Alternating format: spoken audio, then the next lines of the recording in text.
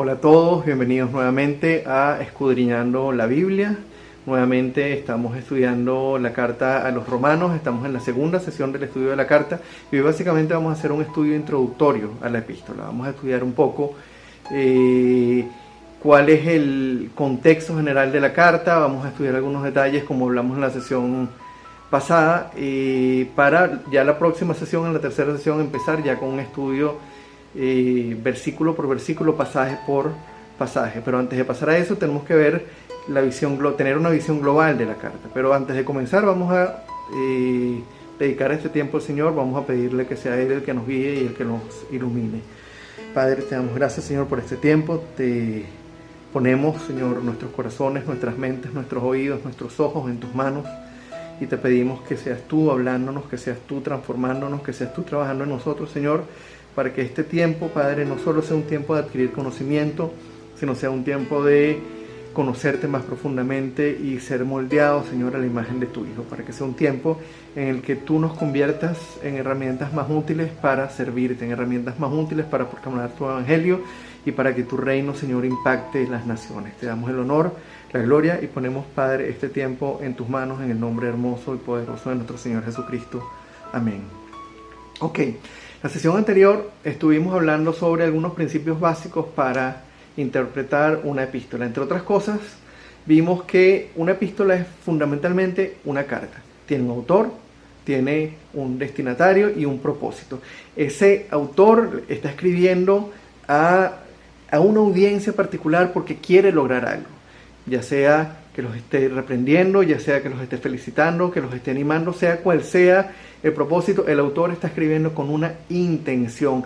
Y cuando vemos esa realidad, tenemos que entender que una carta debe ser estudiada como un documento completo. No podemos tomar versículos aislados y utilizarlos como si hubiesen sido escritos en la nada, porque lo que va a terminar ocurriendo es que vamos a llegar a una interpretación que no es la interpretación correcta, vamos a sacar esos versículos de su contexto y, como dice el dicho, un versículo fuera de su contexto es un pretexto. Vamos a terminar interpretando y diciendo que esa carta dice cosas que realmente Dios no quiso decir, y eso es algo que nosotros no queremos que ocurra. También vimos la sesión anterior que para interpretar correctamente una epístola debemos entender el contexto en el que fue escrita. Y hay básicamente tres elementos de los que estuvimos hablando. En primer lugar, lo primero que debemos que entender para poder comprender cuál es el contexto es quién escribió la carta. ¿Cuál era la relación con los destinatarios? ¿Cuál era el tono en el que él estaba escribiendo? ¿Escribe en un tono ameno? ¿Escribe en un tono de regaño? ¿Es una carta de corrección? ¿Es una carta de reprensión? No solamente el nombre, sino ver qué nos dice la carta sobre la persona que la escribió, sobre el autor de la carta y cuál era de alguna manera su relación con la audiencia y cuál era su estado de ánimo al escribir la carta. En segundo lugar, así como tenemos el autor, tenemos la audiencia, y es básicamente a quién fue escrita la carta. ¿Fue escrita a una iglesia? ¿Fue escrita a un individuo? ¿Cuál era el estado espiritual del receptor? ¿Era una iglesia? Si es una iglesia, ¿era una iglesia madura? ¿Era una iglesia inmadura? ¿Cuál era la situación de ellos espiritualmente? ¿Estaban pasando por pruebas? ¿Estaban viviendo problemas internos de divisiones? ¿Estaban viviendo en pecados continuos? ¿Qué estaba ocurriendo? ¿Y cómo era el estado espiritual de esa iglesia? Y en tercer lugar, ¿cuál es la ocasión de la carta? ¿Qué es lo que motiva al autor a escribir? Ya sea que algo estaba ocurriendo en la iglesia, por ejemplo, en la iglesia de Corintio había una cantidad de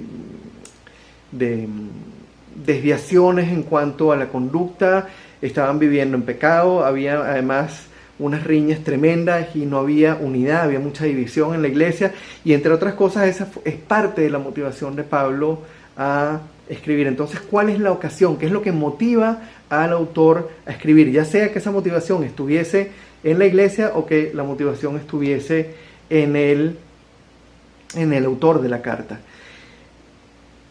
La semana pasada, cuando hablamos de estos tres puntos, dijimos que el mejor lugar para investigar o para buscar esa información es la propia carta. No es un comentario bíblico, no es una enciclopedia, es leer la carta con detalle. Y por eso hablamos de hacer tres lecturas enfocadas. Una primera lectura general que nos dé una idea global de qué trata la carta. Una segunda lectura prestando atención a todo lo que nos dice la carta sobre el autor y la audiencia.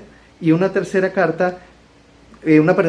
lectura, tratando de identificar cuáles fueron las circunstancias que llevaron al autor a escribir. Una vez que tenemos esas tres lecturas hechas y hemos de alguna manera llegado a nuestras propias impresiones y a nuestras propias conclusiones de quién era el autor, qué características tenía ese autor, cuál era la audiencia, qué características tenía esa audiencia y cuál fue la intención o la ocasión que llevó al autor a escribir, podemos movernos un poco más, podemos movernos un paso más allá e ir a el contexto general en el que fue escrita la carta. En algunos casos ese contexto lo podemos encontrar en el libro de Hechos de los Apóstoles. Podemos ver qué nos dice el libro de Hechos sobre la fundación de esa iglesia, sobre el desarrollo de la iglesia a la que fue escrita. Y en segundo lugar, también podemos consultar algún otro tipo de recursos como Biblias de estudio. Ahí sí podemos ir a diccionarios o enciclopedias bíblicas, a comentarios bíblicos, para de alguna manera entender o completar nuestro panorama general de qué estaba ocurriendo cuando el autor escribe la carta. Lo que vamos a hacer en la sesión de hoy es aplicar todo esto que hemos hablado de una manera breve, por supuesto, porque lo que tenemos son solamente algunos minutos, pero vamos a aplicar esto de una manera resumida a la carta de Pablo a los Romanos, que es la que estamos estudiando. Primero vamos a ver qué nos dice la carta sobre el autor, la audiencia y la ocasión. Y luego vamos a ver, en primer lugar, qué nos dice el libro de Hechos sobre la fundación de la iglesia de Roma, si es que nos provee algún detalle, o qué nos dice sobre la iglesia de Roma como tal en su desarrollo. Y finalmente vamos a ver algunos detalles generales que no se encuentran ni en la carta ni en el libro de Hechos sobre el contexto cultural, el contexto social, el contexto político en el que se desenvolvía, en el que vivía la iglesia de Roma, y básicamente sobre los planes que el Señor tenía para el desarrollo de su iglesia. Una vez que tengamos todo esto, ya digamos que vamos a tener una base para empezar o para comenzar el estudio de la carta de una manera sólida, para comenzar a estudiar la carta de una manera bien orientada, entendiendo quién es el autor, entendiendo quién es la audiencia, entendiendo por qué Pablo escribe, cuál era la ocasión. Y una vez que tenemos eso y el contexto, ya vamos a poder ir y sumergirnos pasaje por pasaje, versículo por versículo en el estudio de la carta. Ok, vamos a comenzar estudiando el autor. Si hicieron la tarea y leyeron la carta completa, buscando e identificando cuáles son aquellos versículos que nos hablan y que nos dan información sobre el autor, probablemente estos versículos que vamos a mencionar ahorita ya les sean familiares. En primer lugar, básicamente vamos a pasearnos por algunos versículos que están a lo largo de toda la carta y que nos dicen, evidentemente sabemos que Pablo es el autor, pero que nos hablan acerca de características de Pablo y de su relación con la iglesia. En primer lugar tenemos en el primer versículo de la carta, Romanos 1:1, que nos dice: Pablo, siervo de Cristo Jesús, llamado a ser apóstol, apartado para anunciar el evangelio de Dios. Presten atención a esa frase, apartado para anunciar el evangelio de Dios. Pablo se está presentando a la iglesia y les deja claro a su audiencia cuál es el propósito por el cual él fue llamado, cuál es el propósito para el cual el Señor lo llamó, apartado para anunciar el evangelio de Dios. Y uno pudiera preguntarse, ¿es esta forma en la que Pablo se presenta algo casual o tendría algún propósito? Vamos ahora al versículo 5 de ese mismo capítulo 1. Fíjense lo que dice: por medio de él y en honor a su nombre, recibimos el don apostólico para persuadir a todas las naciones que obedezcan a la fe. Fíjense cómo nuevamente Pablo refuerza la idea cuando dice persuadir a todas las naciones para que obedezcan la fe. Definitivamente pareciera que Pablo está enfatizando la necesidad de compartir el evangelio entre las naciones y se está poniendo a él como alguien llamado para tal función. La pregunta que pudiéramos hacernos es ¿por qué está haciendo Pablo tanto énfasis en esto? ¿Por qué comienza la carta haciendo tanto énfasis en que él ha sido apartado para compartir el evangelio y que la tarea es persuadir a las naciones de que obedezcan la fe? Vamos a seguir con esa pregunta en mente, vamos a seguir avanzando un poco y leyendo otros versículos de la carta que nos siguen dando un poco más de detalles sobre el autor. Capítulo 1, versículos 9 y 10. Dios, a quien sirvo de corazón, predicando el evangelio de su Hijo, me es testigo de que los recuerdo a ustedes sin cesar. Siempre pido en mis oraciones que, si es la voluntad de Dios, por fin se me abra ahora el camino para ir a visitarlos. Aquí tenemos una pieza nueva de información. Pablo no conocía personalmente a la iglesia de Roma.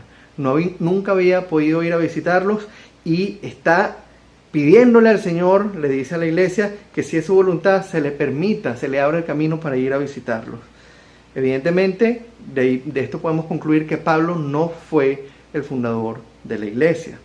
Vamos ahora a Romanos 1 nuevamente, pero versículos 11 y 12. Fíjense lo que dice. Tengo muchos deseos de verlos para impartirles algún don espiritual que los fortalezca. Mejor dicho, para que unos a otros nos animemos con la fe que compartimos.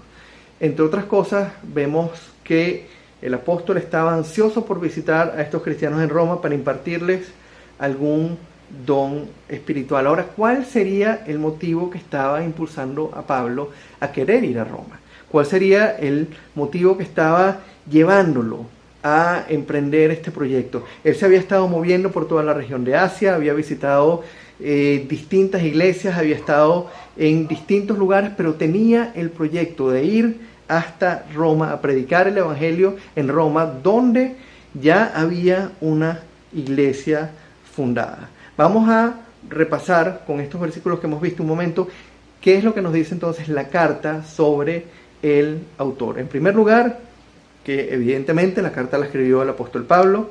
En segundo lugar, vemos cómo Pablo le deja claro a los romanos que el propósito de su llamado era compartir el evangelio entre las naciones.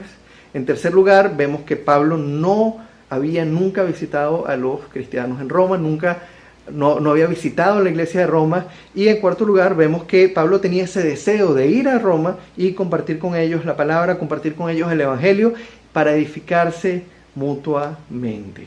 Vamos ahora a hablar de nuestro segundo punto importante en esta primera lectura, que es la audiencia. Ok, cuando hacemos nuestra lectura enfocada y vamos leyendo, vamos fijándonos en todos los versículos que nos hablan sobre el autor y que nos hablan sobre la audiencia, hay algunos versículos importantes que podemos resaltar, que nos dan información sobre la iglesia de Roma. Fíjense lo que nos dice Pablo en el versículo 7 del capítulo 1. Les escribo a todos ustedes, los amados de Dios que están en Roma, que han sido llamados a ser santos. Que Dios, nuestro Padre y el Señor Jesucristo les concedan gracia y paz. Fíjense que el tono que está empleando Pablo aquí es un tono que pareciera amigable. A los amados de Dios que han sido llamados a ser santos. No pareciera haber un tono de reproche, no pareciera haber un tono de reprensión, más bien hay un tono de agrado. Pablo está llamándolos a ustedes, los amados de Dios, que han sido llamados a ser santos. Vamos a ver lo que nos dice ahora el versículo 8. Fíjense, en primer lugar, por medio de Jesucristo, doy gracias a mi Dios por todos ustedes, pues en el mundo entero se habla bien de su fe. Repito esa última frase. En el mundo entero se habla bien de su fe. Aquí Pablo añade una información importante para nuestra comprensión de la carta. En el mundo entero se hablaba bien de la fe de los romanos. La carta no estaba dirigida a una iglesia recién fundada, a una iglesia inmadura, a una iglesia llena de problemas, a la cual él el apóstol estaba teniendo que ayudar o corregir. Se trataba de una iglesia tan madura que en todas las iglesias de la región se hablaba bien de ellos. Se trataba de una iglesia que había demostrado esa madurez a través de sus obras, de la vida de sus miembros, y era reconocida por otras personas como una iglesia ejemplar. De principio tenemos que eliminar la opción de que Pablo haya escrito para ayudar a la iglesia o para corregir a la iglesia. Hay alguna motivación que todavía no tenemos clara por la cual Pablo está escribiendo a una iglesia madura una carta con un contenido doctrinal muy importante, pero ojo, a una iglesia madura. No le está escribiendo una carta a una iglesia de recién convertidos, no le está escribiendo no es un tratado para comenzar a explicarle a nuevos creyentes la fe. Les está mandando esto a una iglesia que ya conoce las Escrituras y ha demostrado con la vida de sus miembros que es una iglesia que da frutos. Vamos ahora a saltar a el capítulo 7 y vamos a ver el versículo 1. Hermanos, les hablo como a quienes conocen la ley. ¿Acaso no saben que uno está sujeto a la ley solamente en vida? De nuevo vemos que Pablo habla con los romanos, le habla a una audiencia que conoce la palabra de Dios. Los romanos estaban familiarizados con la ley de Dios y el apóstol utiliza ese conocimiento para recordarles tal vez una de las verdades más esenciales del Evangelio, y lo hace en el versículo 4 del mismo capítulo 7, Romanos 7, 4. Asimismo, hermanos míos, ustedes murieron a la ley mediante el cuerpo crucificado de Cristo, a fin de pertenecer a aquel que fue levantado de entre los muertos. De este modo daremos fruto para Dios. Fíjense que, de nuevo, Pablo no está hablando con una iglesia de nuevos creyentes. Pablo está hablando con una iglesia que conoce la ley. Vamos a ir ahora hacia el final de la carta, el capítulo 16. Quiero que me acompañen a leer algunos versículos del capítulo 16, el versículo 3 y después versículos 5 al 7. Fíjense lo que dice. Es la despedida de la carta. Dice: saluden a Priscila y a Aquila, mis compañeros de trabajo en Cristo Jesús. Saluden igualmente a la iglesia que se reúne en la casa de ellos.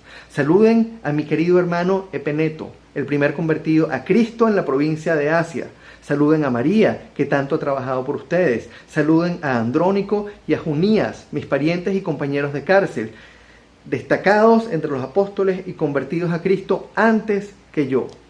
Y así continúa después entre los versículos 8 y 15, mandándoles saludos a una cantidad enorme de personas, entre ellos Amplías, Urbano, Estaquis, Ápeles, la familia de Aristóbulo, Herodión, la familia de Narciso, Trifena y Trifosa, Pérsida, Rufo, Asíncrito, Flegonte, Hermes, Patrobas, Hermas, Filólogo, Julia, Nereo, su hermana, Olimpas y todos los hermanos que estaban con ellos. Hermanos, como vemos, esta despedida nos dice algo importante. Si bien Pablo no había visitado la iglesia de Roma, eso no significaba que él no conociese a sus miembros y que no tuviese alguna clase de relación con esta iglesia, aunque fuese una relación por correspondencia o aunque fuese una relación a través de las personas conocidas. En este capítulo, Pablo está mencionando por nombre 25 hermanos de la iglesia, más sus familias, más otras iglesias que se reúnen en algunas casas. Es evidente que si Pablo conocía a todos estos hermanos en la iglesia de Roma, también la iglesia de Roma lo conocía a él, por lo menos de referencia.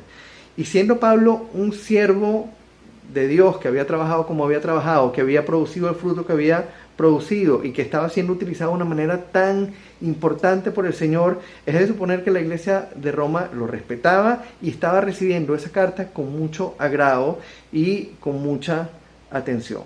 Vamos a repasar un momento entonces lo que nos dice la carta sobre la audiencia. En primer lugar, que la iglesia de Roma contaba con el aprecio y el respeto de Pablo. En segundo lugar, que se trataba de una iglesia madura en la fe, cuyos frutos eran reconocidos y exaltados por cristianos de otras regiones. En tercer lugar, que los cristianos de Roma manejaban las escrituras y conocían la ley de Dios. En cuarto lugar, que si bien Pablo nunca había visitado personalmente la iglesia, sí tenía una relación con ella a través de todos los miembros de la iglesia que él conocía, con muchos de los cuales, vale decir, que él había ministrado. Vamos ahora a hablar de la ocasión, que debería ser el producto de nuestra siguiente lectura, la ocasión de la carta.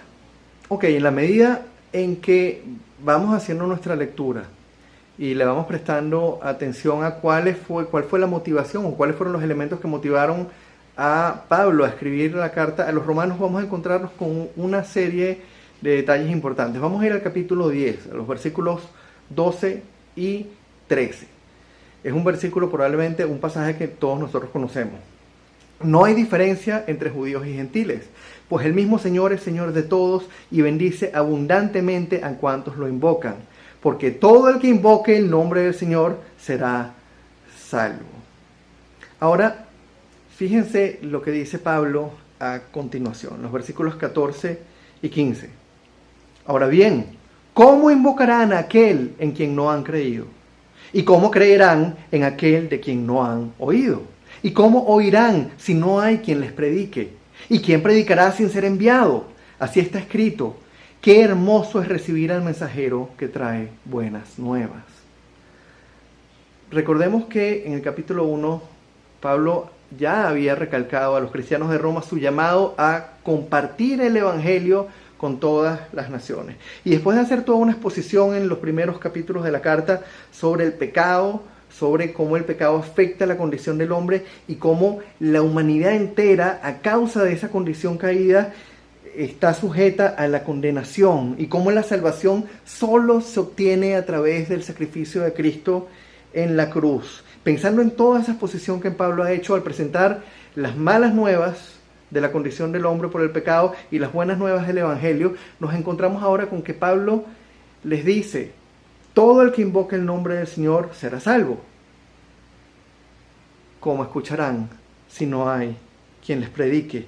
¿Cómo invocarán las naciones a Jesús si no han creído en Él? ¿Cómo creerán en Él si no hay nadie que vaya y les comparta el Evangelio?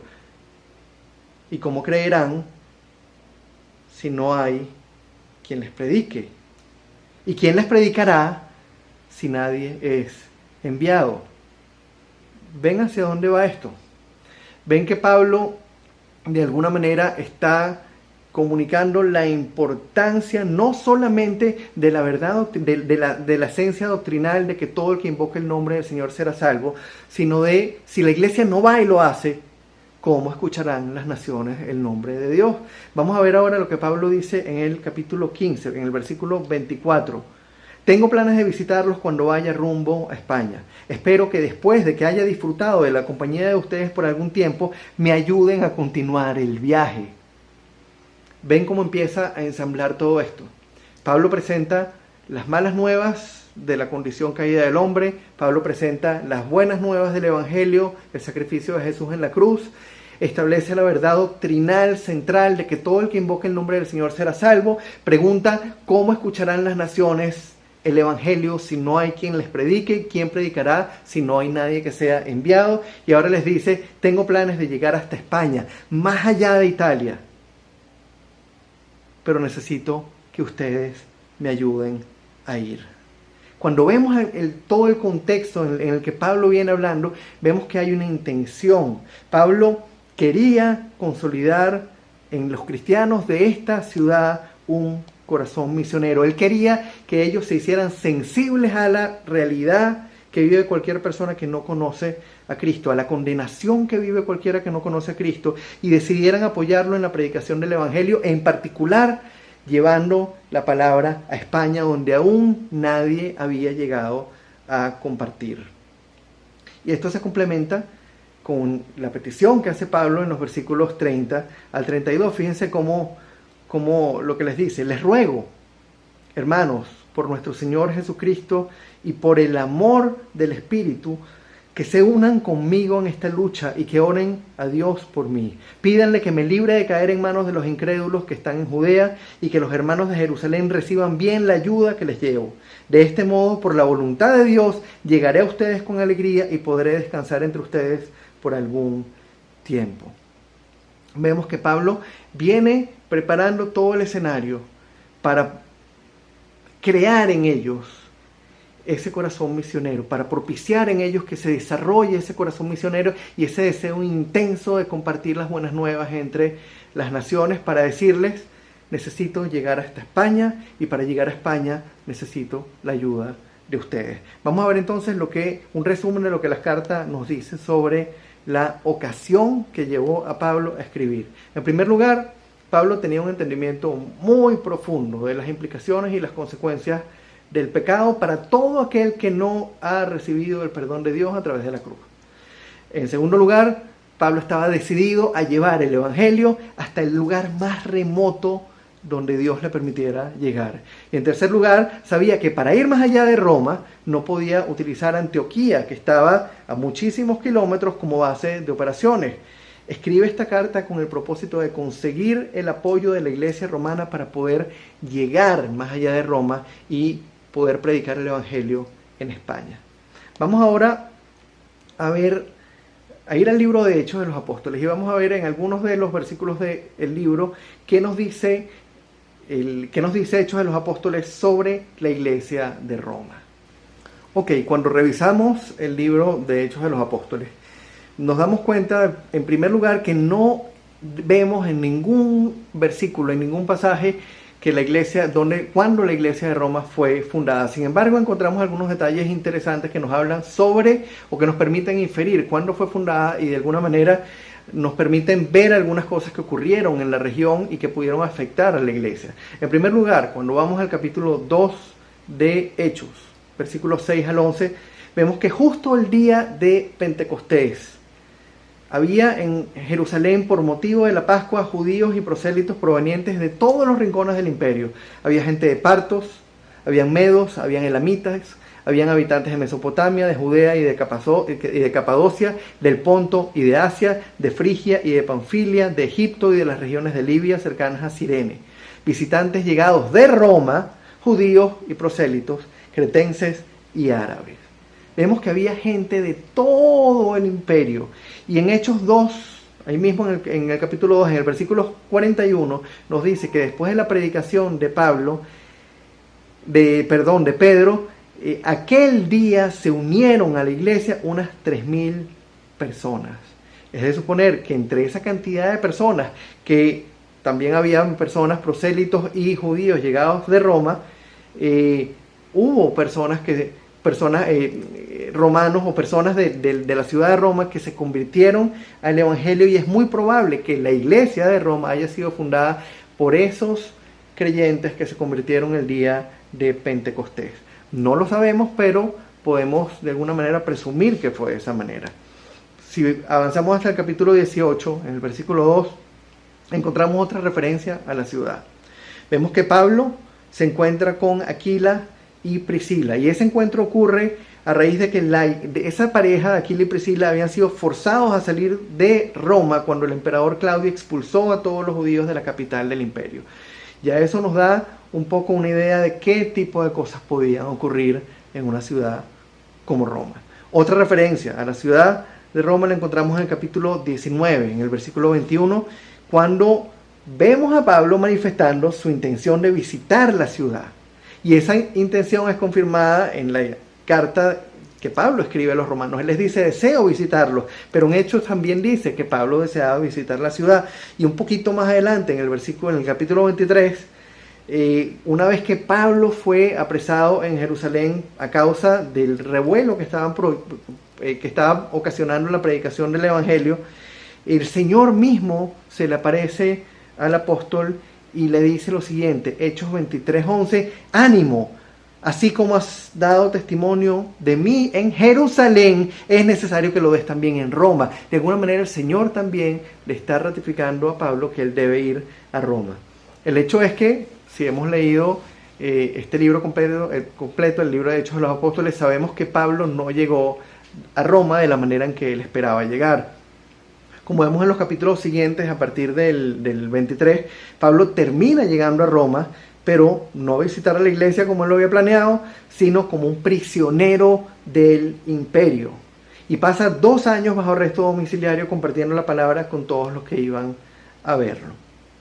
Vamos ahora a completar nuestro panorama con algunos detalles adicionales sobre el contexto de la carta, el contexto cultural y el contexto social y político de la carta.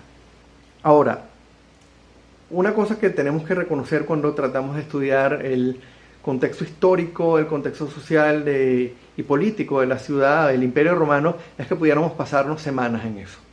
Y muchas de las cosas que estudiamos, que pudiésemos estudiar, podrían no afectar de manera positiva nuestro estudio. Sin embargo, hay algunos elementos aquí en cuanto al contexto del Imperio Romano y de la ciudad de Roma particularmente, que son importantes, sobre todo cuando pensamos en lo que ya hemos venido hablando. Pablo quería utilizar a la ciudad de Roma para que la iglesia de Roma lo ayudara a ir hasta España. Y eso es un punto fundamental para la interpretación correcta de esta carta. Así que vamos a ver algunos detalles del contexto que tienen que ver con esa realidad. Por un lado tenemos que la estrategia de conquista y de consolidación del Imperio Romano involucró dos elementos que hacían de Roma el punto estratégico para la expansión del Evangelio. La ciudad de Roma era el centro del imperio y era el punto más importante. Y habían dos elementos importantes que apoyaban eso. Por un lado, Roma había desarrollado, había implementado, había puesto presencia militar en cada provincia del imperio, a fin, por un lado, de evitar levantamientos, pero también para promover la paz por todo el imperio y no por un tema altruista. Ellos querían paz porque la paz facilitaba las comunicaciones facilitaban el traslado de mercancías y el comercio. Hay otro elemento que es que así como ellos promueven la paz para promover el comercio, también promueven y llevan a cabo una construcción de infraestructura que sustentara el desarrollo del imperio y promoviera el movimiento de personas y mercancías. Entre otras cosas, se construyeron carreteras, se construyeron acueductos, se construyeron puertos, pero básicamente la red de comunicaciones que se construyó en el Imperio Romano creció, y no creció aleatoriamente. De ahí viene el dicho de todos los caminos conducen a Roma. Los romanos se encargaron de comunicar la capital del imperio con cada punto importante del imperio. Construyeron carreteras que llevaban desde Roma hasta los distintos lugares. Construyeron puertos que les permitían llegar desde Roma a cualquier provincia del imperio. Como capital, Roma estaba pensada como el centro de todo. De allí se podía llegar a cualquier parte y se podían encontrar los recursos necesarios para iniciar cualquier proyecto. Roma era el centro del imperio y era el lugar perfecto para iniciar un proyecto misionero. Para Pablo, Roma representaba un trampolín hacia España, un paso más en la tarea que el Señor le había encomendado. El Señor le había dicho: te he apartado para comunicar el Evangelio. ¿Qué mejor lugar que Roma para continuar con el trabajo? Y aunque Pablo no lo sabía, y no sabía básicamente, o sea, nunca se imaginó, mejor dicho, que de la manera en la que él iba a llegar a Roma, menos aún se imaginaría que él no iba a poder llegar a España. Pero aun cuando no llegó a España, esa carta que Pablo escribió a Roma y el tiempo que pasó en prisión en Roma fueron parte importantísima del fundamento que Dios puso para que el Evangelio se extendiera por todo el mundo. Y quisiera que viéramos esto de una manera gráfica con algunas imágenes que tenemos por acá. Vamos a ver, en esta primera imagen tenemos la presencia del cristianismo hacia el año 45 después de Cristo. Justo al inicio del ministerio de Pablo. El área gris clara que ven en la imagen representa la extensión del imperio romano.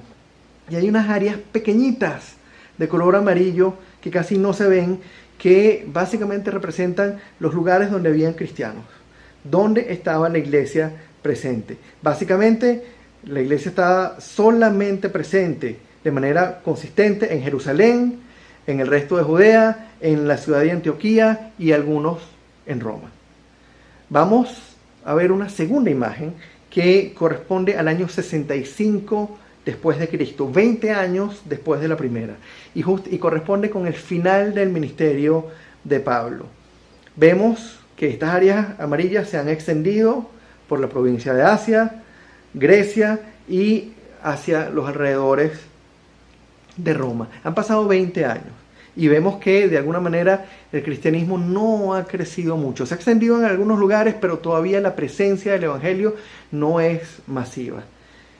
Vamos a ver ahora una tercera imagen en la que vemos el mismo escenario, pero hacia el año 325 después de Cristo, un poco más de 2 siglos después de que Pablo escribiera la carta a los romanos.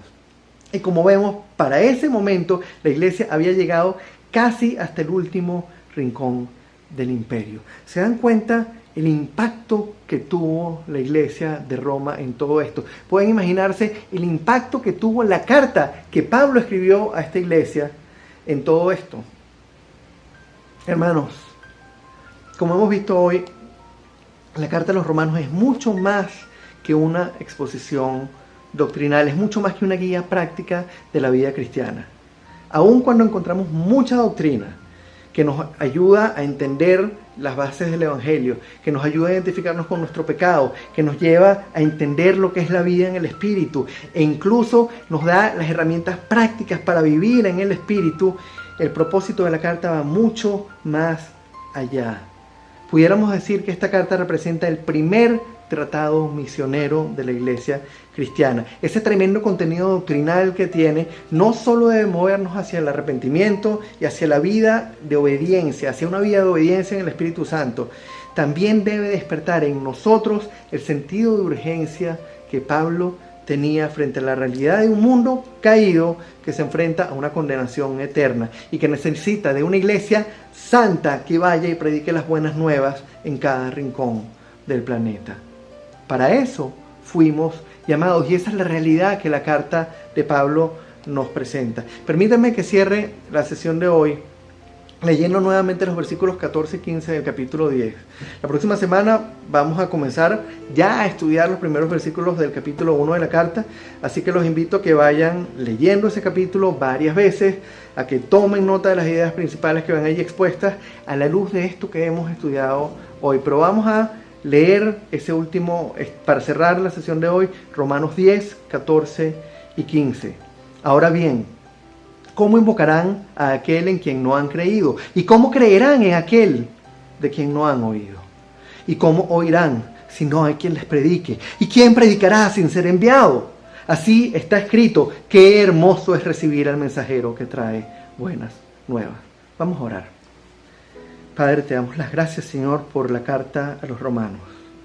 Te damos las gracias, Señor, porque a través de ella nos confrontas con una realidad tremenda, Señor. No solamente que nosotros somos criaturas caídas que necesitamos de la cruz, sino que hemos sido llamados, Señor, a predicar ese mensaje entre las naciones.